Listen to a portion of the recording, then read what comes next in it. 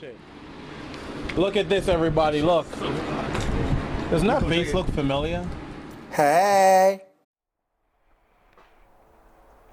It's Saturday morning. And we're in Tommy's garage. And this is the progress of the RX-2000 or RX-7 2000. I think it could be either way at this point. I like RX-2000 because, I mean, RX-7 2000, you're literally just putting both names together. I think it's like another name somebody came up with, like RX-2K. RX-2 and then the K. Oh, I like that. Okay, so RX-2K. I like RX-2K. It's pretty much like I was saying RX-2000, but then the 2K makes it a little bit more special, like legit, like a factory acronym. S2000. S7000. I like the RX-2K. I'm gonna stick with the RX-2K, and I think that'll look nice as a sticker on the side door as well. Yep. All right. So RX-2K. So you want to walk me through what's going on here, Tommy? We got the shell. It had a completely running car. In order to get the engine to fit, we cut out the firewall, the tunnel, and then after that we started mocking up how the engine would fit in. These are the motor mounts that we made. We welded some, we're welding some 1/4 inch steel for these mounts to be on, just because the original mount location was too far forward. So with the plates, the mount can now be supported all the way back. We got it to fit just nice and tucked in there. I don't know, you can't see under the car. We also have the transmission mounted and everything already. Yeah, I'm too lazy to. Currently in the car that hold the transmission mount to the chassis. That's just bolted at this point. I'm gonna check this out. Oh, okay. So that's one of the bolt-in points. And they're the same. Oh yeah, I could even see the steel under there. Yeah. There are a couple of things that we wanted to make sure we cleared. One of them was the transmission tunnel, the drive shaft, making sure that all that was plumbed and lined. Then the next thing was making sure that the steering column clears everything. Then the next portion of this is to get the diff out of the S2000. Take the diff out of this and mount it. So there's going to be some custom mounting brackets needed to be made. While in the process of that, we already made some templates for what we think is going to be the dash and the tunnel. Yeah. A few people already started with body stitching the aprons, the strut towers. Yeah, buddy. Then we got to close this top section of this off. We're not going to weld it straight down. We're not going to put a blocking plate all the way down. We're basically going to make it come out into the cabin, give it a little extra room. Yeah. That way it's easy to make as well as easy to take the engine in and out. We haven't decided if we're going to weld it in or if we're just going to rivet it in or bolt it in. At this point, it could be any direction we want. Yeah. Well, I would definitely vote for the bolt-in process. Well, with the bolt-in process, the only problem was if it was wet and rainy. Oh yeah. And stuff. Yeah. But after talking about it, we're not gonna have wipers, so it doesn't matter to do us in the rain. So yeah, it's like whatever. It's okay to get a little bit of water in the race car. It's all right as long as it's not raining in the car. Then we marked up what our radiator would look like up here. So we just gotta make some brackets to hold this radiator in. This is a mock-up of an original bash bar, front bumper bar, whatever you want to call it. This will probably be improved. We were talking about cutting off basically the entire front end here. Oh, and having it bolted on so that you can take this on and off, be able to take the engine out, in and out easily. Oh, okay. That'd be nice. We already went through the process of taking the majority of the sound deadening out of the car. Oh yeah, I saw. What's left would be the rear buckets here.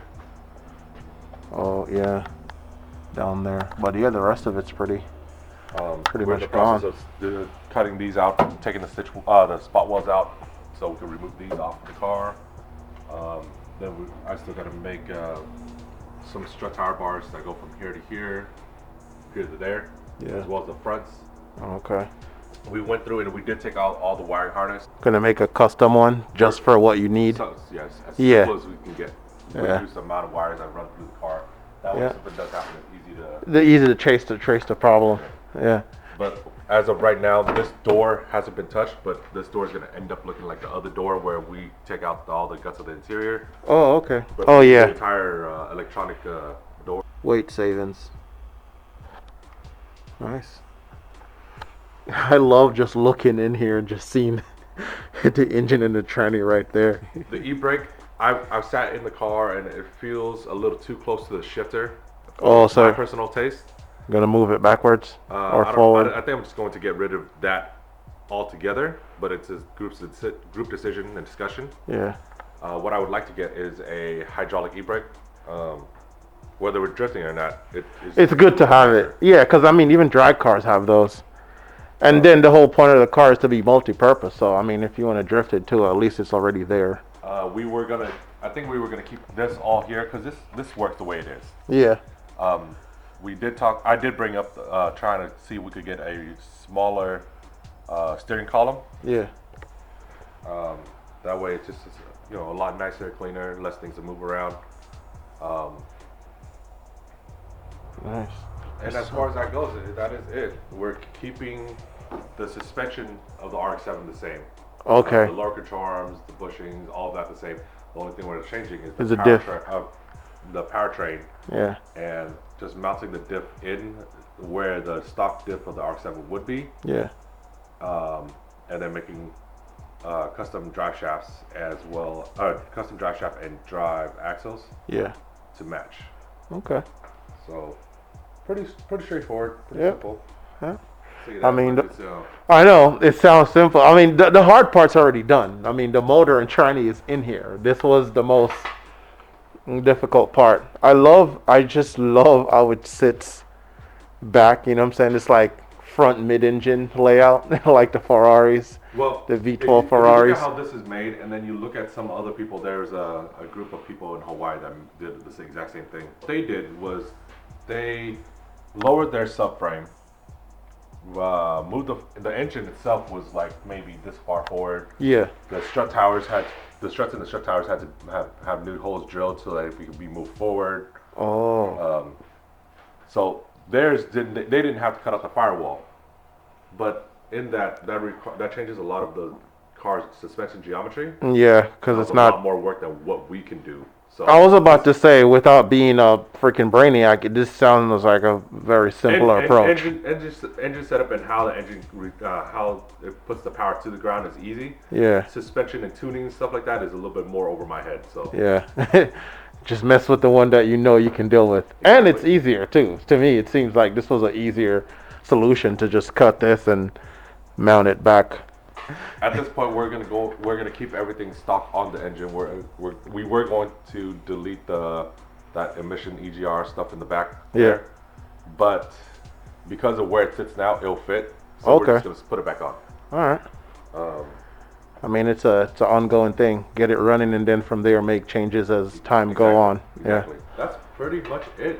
Looking good. Shit. Well, from when we went and picked it up, actually no, because that was. Yeah, that's right. I should So the original one that was picked up is actually outside. Yes. Which, and then this was another one that was purchased. And then, but the idea was the same thing from the first one. I just remember the first one being a stripped beer shell, where this one was an actual complete car. So the braking system on this car is going to have to be changed a little bit, because originally this car did have ABS, but the ABS was leaking, didn't have pressure behind it, so we weren't able to drive it on the road, reliably. Yeah. So we took the ABS out. I think it's sitting right there, next to the transmission jack. Oh, okay, right here. The brake booster. That's the booster. For the model with the ABS. Oh, okay. The ABS unit itself, I already tossed outside. Yeah, those are usually pretty garbage. And what I'm going to propose to the group is to get a brake master that has an ABS and brake booster delete. Oh, okay. Oh yeah, I think I remember you had showed me Yeah. a picture. Yes, that's correct. Yeah. So with that, we would then be able to have a very small, slim size, compact fit brake master cylinder without a necessary need for a booster. Yeah. And then we'd be able to still run the pistons out, the caliper pistons that we still have on the car, have that routed to the slave cylinder, and have that share the same fluid, and then just reroute the master to, or the clutch master to the clutch port. Oh, okay. We would be in business. Nice. Shit. That is the idea, anyways. Well, I mean, the idea it sounds pretty legit to me. Just need to execute it now.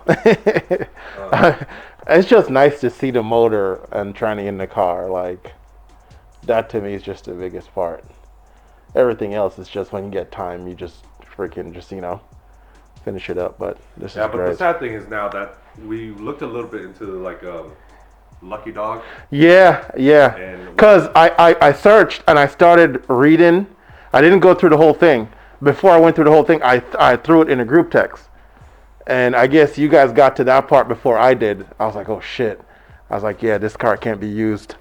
No, the biggest reason is because it has a two bumper and the firewall and tunnel is cut out.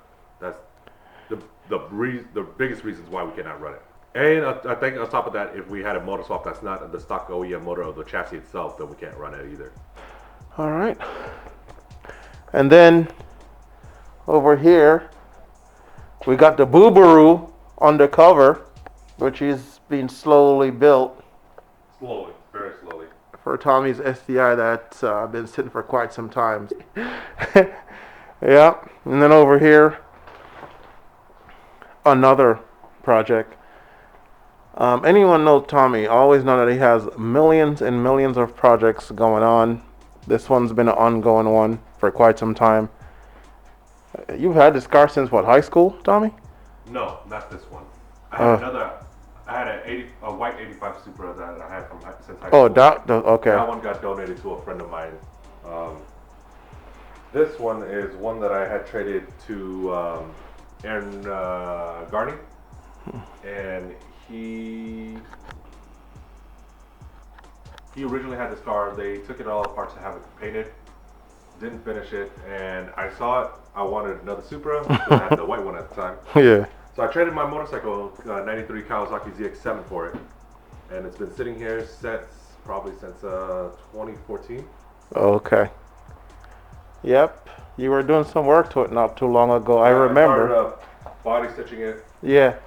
I remember because I did like 2 stitches, so I contributed, and I think they were both fucked up. I mean, as long as it's welded, it's welded. Yeah. Yup. I contributed to the stitching over here. So the original plan was for this car was to have the manifold that Aaron was working on, the twin turbo manifold to put the stock 2JZ turbos Yeah. put onto this car. But I believe my plans for this has changed since then. I think we will take it out and change this to a Toyota V8. Oh, okay. 1UZ. Oh no. We're gonna go newer. Oh, okay. Sorry, fancy man. And then this is your rotary collection here. Rotary graveyard. Joey Sim applauded me for taking out the RX-7 motors out of the RX-7s. Shout out to Joey. Shout out, Joey. Nice. So that's a little bit of Tommy's garage here. Got tool sections, TV, got a checklist of things to do over here. This is Ant's little section here. Got Chenda's section back here. Yep. And that's it for now. Hopefully pretty soon when you see this car again, it's running. And then after that, it's racing. Do a little zoom in shot on Ant's fancy EK out there. Next to his JDM front end. Teggy. Oh, while I'm here, let me give a shout out to the parts of the CRX 4-door that are still lingering. Shout out to the CRX 4-door, whatever is left of it here. Right there. You did well, sir. 10 years running strong. The internet misses you.